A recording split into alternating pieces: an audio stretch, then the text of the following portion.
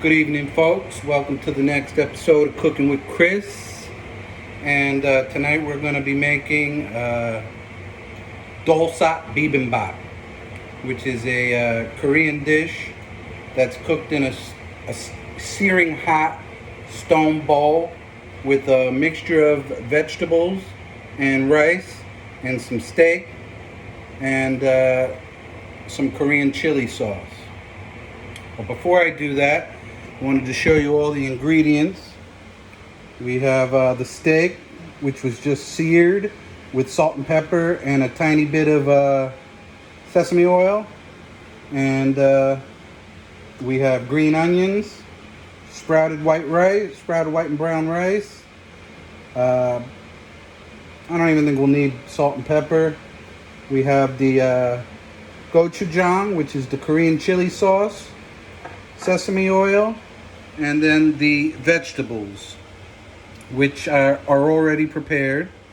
But we have the bellflower root, which was just all the vegetables were first blanched, first cooked in boiling water for a few seconds and then made cold again, and then each one was sauteed with just a little bit of sesame oil, and these ones were with Korean chili paste. So you can use different vegetables. You don't have to use the ones I use, but these you'll see usually in most classic Dolsot Bibimbap dishes. Before I can get started, Darius doesn't want to eat this, so I have to give him a good portion of this steak for his dinner, which is just mashed potatoes and gravy, green beans, and steak. So I'll get that out of the way real quick by slicing up Darius's portion. And for those of you who want to see what he chooses to eat over the bibimbap, I mean, it looks good, but I assure you the bibimbap is much better. I'm going to give this to Darius. I'll be right back.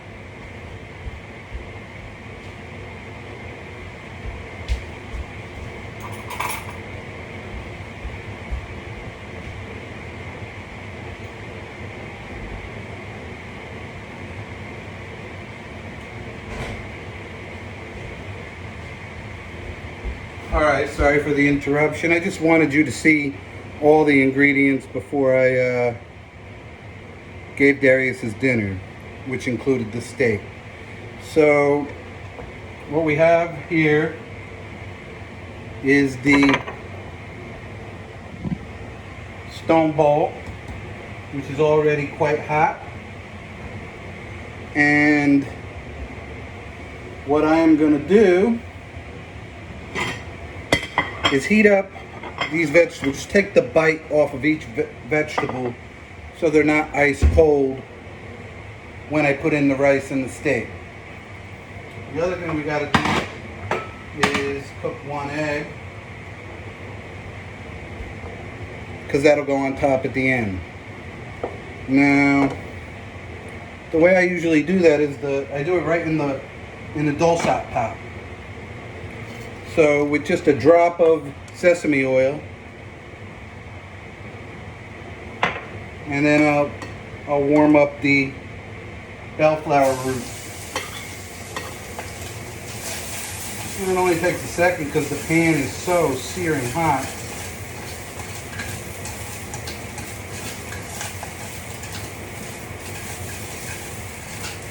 You can get a look at that. So the Dolsot pot is so hot that these root vegetables are already heated up. They don't need to be steaming hot, but I really want to take the bite off of them so that the whole bowl is super hot when I put it all together. Now, bibimbap is a extremely famous Korean dish. I looked up the history of it. It seems as if it might have been invented in China, actually. But it certainly was adopted, and Korea made it their own. One might say it's the Korean national dish. And it's a dish that a lot of farmers and people used to make because they didn't have a lot of time, so they just throw all the vegetables in the hot stone bowl and put that over rice with a little meat if they had it, and that would be dinner. And it was just a good way to have a really healthy dinner that was really quick and easy to make. And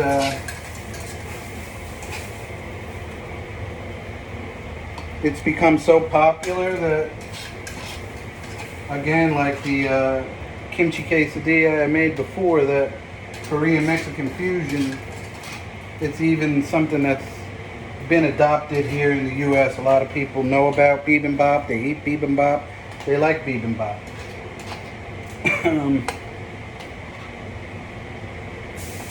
This is the bean sprouts with a little bit of the spicy Korean red sauce.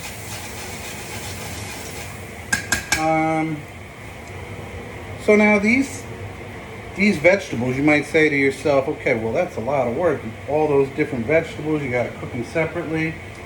Well, most Korean households have little vats of these already in the fridge. They call it banchan.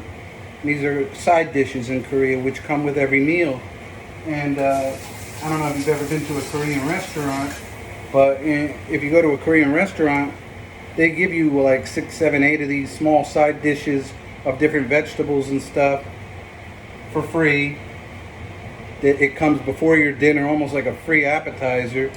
And it's just something that they always have on hand. So it's not as laborious as it seems, because like I said, all these vegetables would already be cooked and just in the fridge.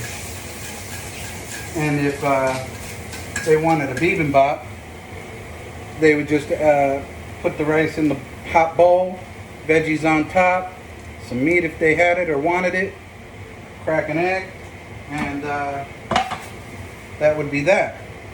They'd have their bibimbap. But most people in the U.S.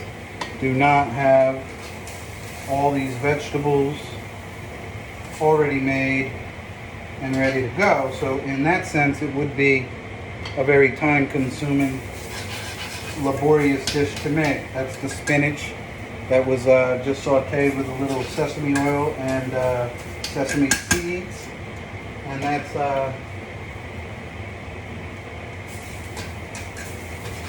just taking the bite off of that, each one at a time.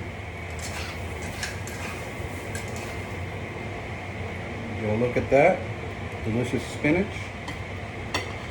And the reason I'm doing it like this, you might say, well, why doesn't he just throw it all in the bowl and mix it together with the rice? Well, that would take away the aesthetics of the dish.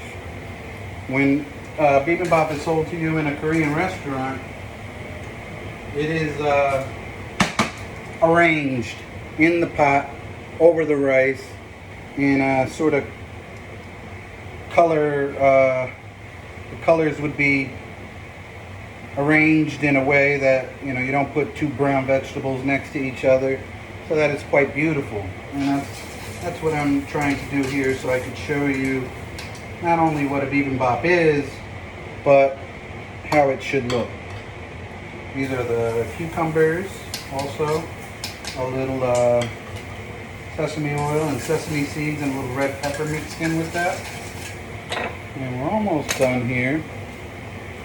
Again, what I was saying before, you might not have all of this stuff in the house. Actually, I'm sure most of you would not, unless you're Korean. So, what do? Well, I don't know where you live, but if you live in New Jersey or other places around the world, since people will probably be watching this video from all around the world, you can go to H Mart here in New Jersey or in New York City And you can get bibimbap vegetables already made, or banchan vegetables already made. And don't be shy to do that, because I'm pretty sure that the people that make the banchan for H Mart are ajumas. And they're going to probably make it a lot better than you might. So you might ask, what's an ajuma? That's just, I think it means grandma in Korean. When I think of an ajuma, I think of an old Korean lady squatting over a kimchi bowl. I mean, most of the food in Korea is cooked by women, and these women can cook like you wouldn't believe. If I was to open a Korean restaurant in America, I would definitely be hoping to hire several ajumas to help me run the business. And yeah, I highly recommend the pre-made bibimbap vegetables or banchan vegetables that they sell at H Mart, and they might have stuff like this in other places. And that would mean that it would be as easy as what I'm doing here. And I'm going a little overboard. Maybe you don't have to like take the bite off of all these vegetables. Probably not necessary. One of the reasons I do it is because one of the best things about a bibimbap, I'm going to put the rice into the hot bowl. So one of the best things about a bibimbap is this pot is so hot that the rice sort of sticks and gets scorched to the bottom of the pot. So I put the rice in, and I'll let you have a look at that.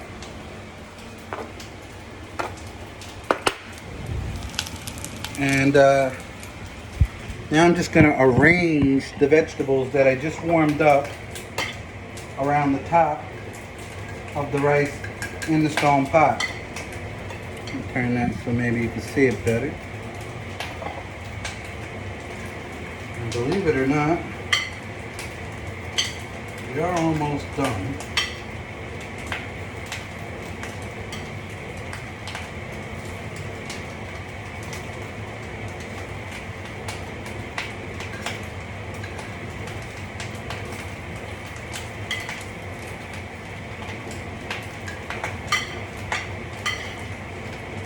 So that it looks beautiful.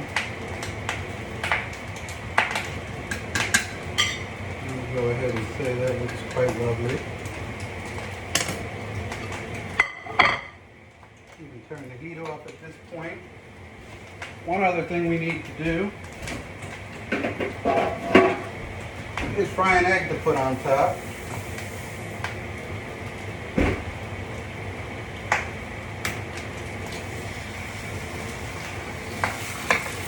That'll just take a minute.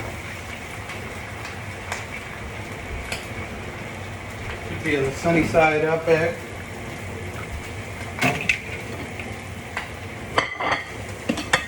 So I'll give you a look at what the pot looks like at this point.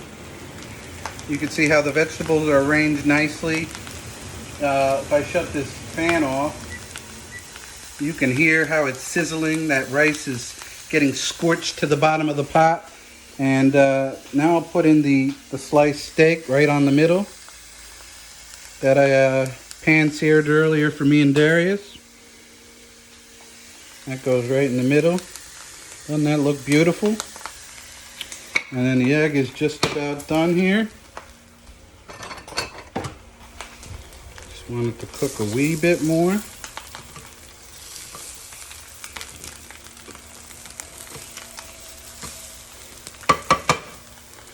And we are almost done. Egg goes right on top. And the last bit, green onion. Gotta have some green onion.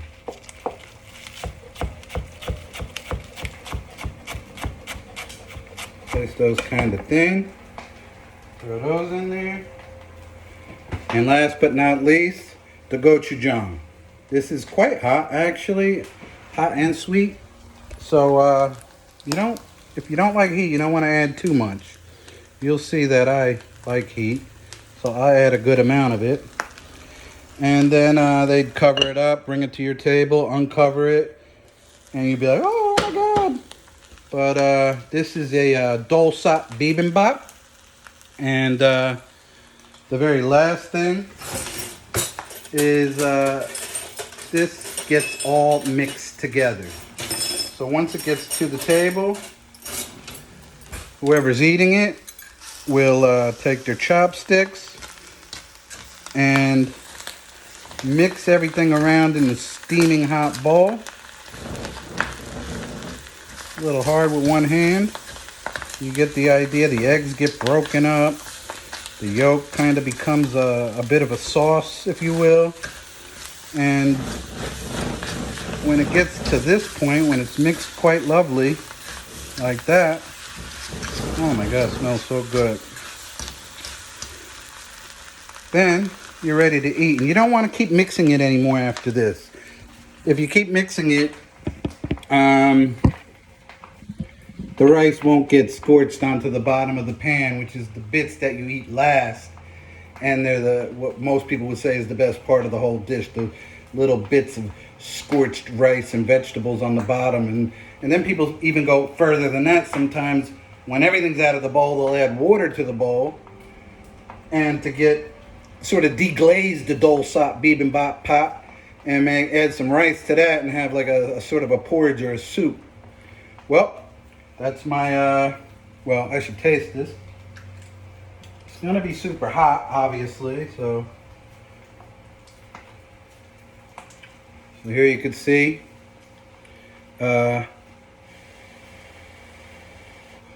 one bite of the Dolsot Bibimbap. Oh my God. Unbelievable. So good. If you've never had bibimbap, I highly, highly, highly urge you to try it. It's wonderful. I wish I could sit and eat this whole bowl with you. But that's all the time we have. It's been great seeing you. And I'll see you again for the next episode. Have a great night. Peace out.